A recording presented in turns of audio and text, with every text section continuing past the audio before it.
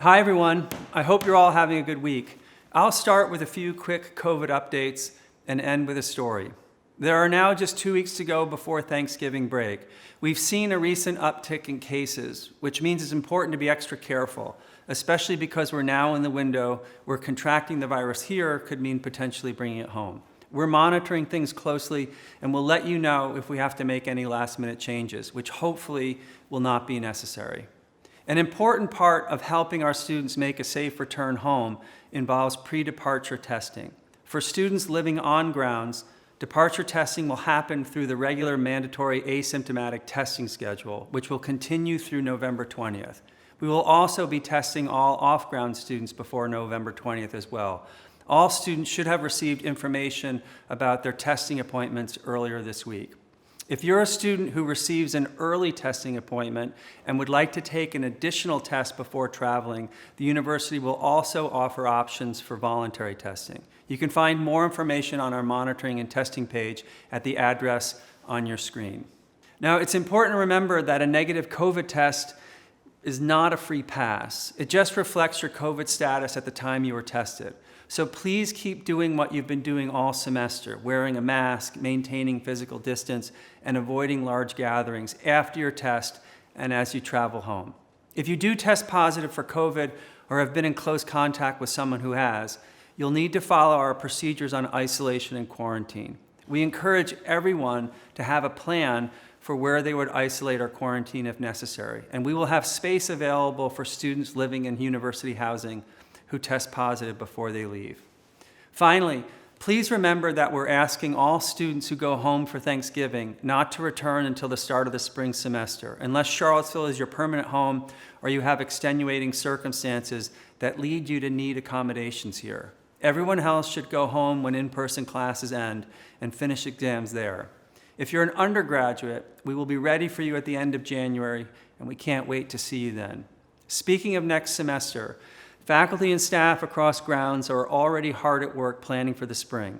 We'd like to take the lessons we've learned this fall and use them to make the spring semester the very best it can possibly be. But to do that, we need your help. If you have thoughts about what worked well this semester, what didn't, and creative ideas about things we can do to make next semester a success, especially as the winter weather makes it harder to spend time outdoors, please share those ideas by going to the link on your screen. While some important decisions have obviously already been made, we're always looking for good ideas and ways to get better. The good news, as I've said before, is that we will be starting from a very strong position. And I'll end with a quick story to show you what I mean. This past weekend, my wife Katie and I were mountain biking out at the Rivanna Reservoir. As we were finishing up, we ran into a group of students taking a picture without masks on. They said hello and we waved to them. Later, I received an email from one of the students explaining that she and her friends weren't wearing masks because they all live in the same house and they were staying far away from others while they took the picture. I tell this story not because you need to email me if I happen to see you without a mask, but instead because the fact that this group of students went out of their way to explain why they weren't wearing masks and how they were still being responsible is one more example of how seriously so many of you are taking this. And it's a big reason why we've been so successful as a community up to this point. So to the group I saw over the weekend, I appreciate the note as well as the offer of cookies. And to all of you who have done your part, even when no one was watching, thank you. You've made it clear again and again just how special this community is and how lucky we all are to be a part of it. And now here's fourth year Nia Augustine, who will be filling in for Zeno in our final 2 episodes. Zeno has headed home for the semester to finish out his classes and exams there, and I'm grateful to him for the fantastic work. And now over to you, Nia. Hi everyone, it's Nia, and I will be taking over for Zeno for the rest of the semester. I am excited to be a part of the #UVA team, where I can bring to you updates on COVID and news on grounds, along with some self-care tips to help you get through it all. In COVID news, last week, Zeno and Dr. Meredith Hayden provided a wealth of information about potential travel outside of Charlottesville for the holiday and winter break and how to keep you and your family and friends safe this holiday season. The Return to Grounds website continues to be updated and has lots more information about pre-travel testing for students.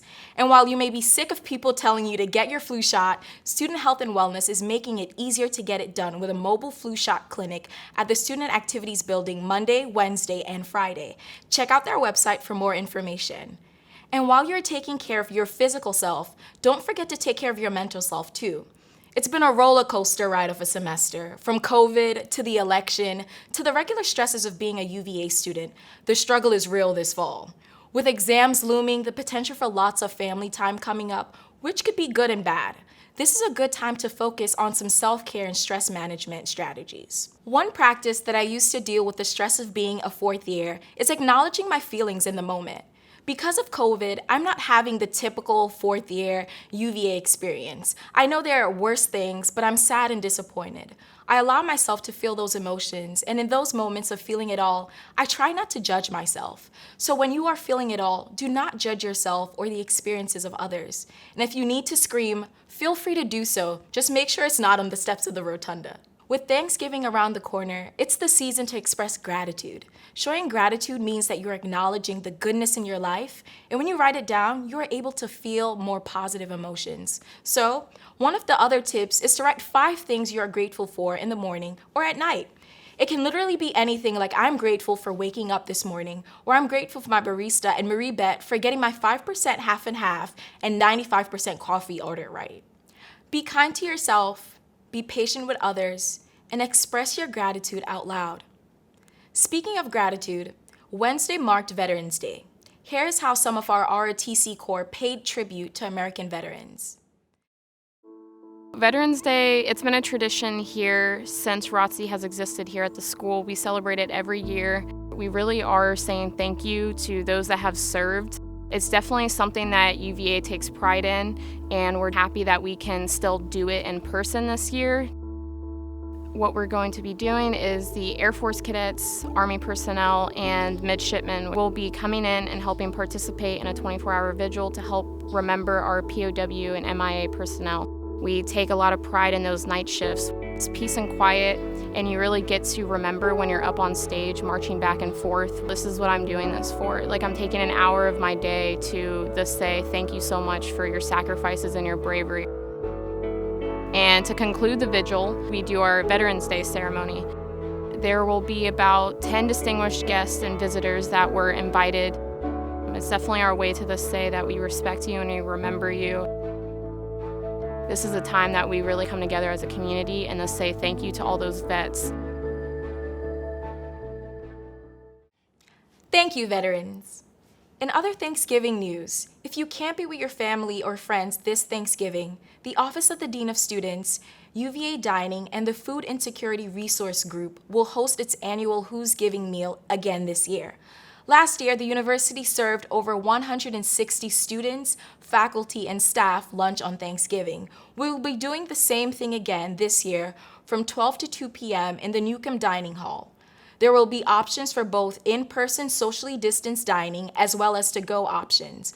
More information about this and other upcoming events are available on the student engagement calendar. Now, before we go, let's talk a little bit about volunteering.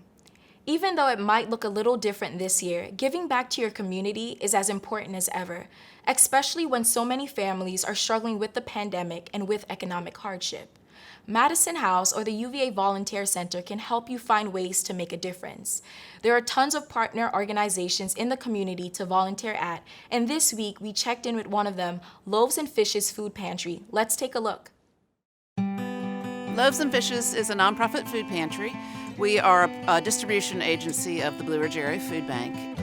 In April and May, we saw a real surge, and it was very much tied to the government shutdown of work. And so we saw about a 35% increase in need from brand new houses.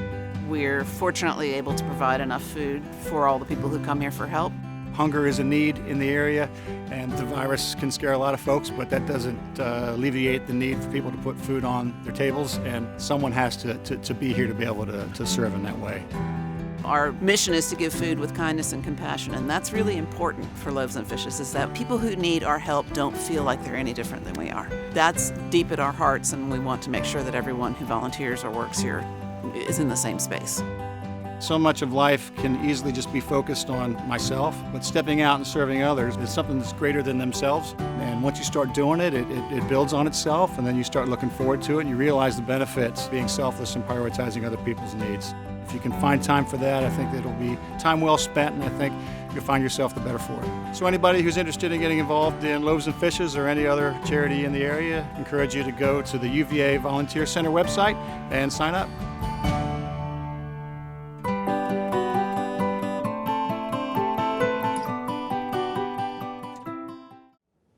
Check out the UVA team on Instagram or email us at uva@virginia.edu with questions, concerns, and good news.